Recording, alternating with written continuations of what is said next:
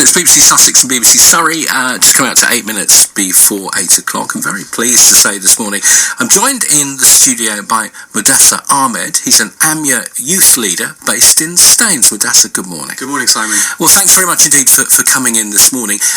Can you just explain firstly, I guess, who you are? As part of the Ahmadiyya Muslim Youth Association, I'm the regional coordinator for Middlesex. We have about 17 branches in the country and branches all over the world, in fact, and I'm just the youth leader for Middlesex.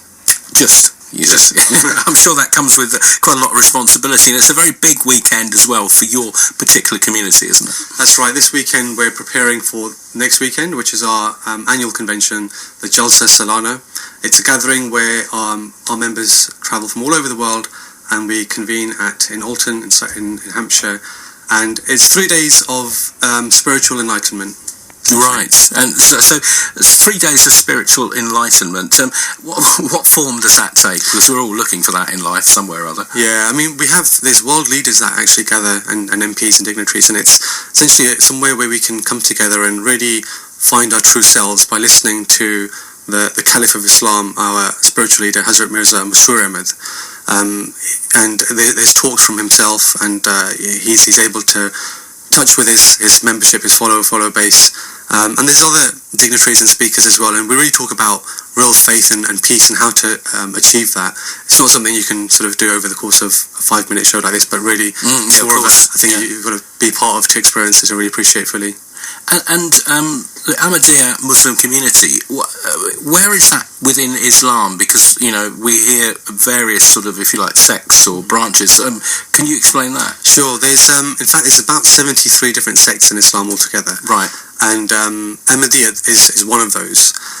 It was founded in 1889. In fact, the founder of Ahmadiyya, Hazrat Mirza Ghulam Ahmad, he was born in 1835, and he is the promised Messiah. He claims to be the promised Messiah, and we are his followers. And the current Caliph of Islam is the 5th successor of Hazrat Mirza Ghulam Ahmad.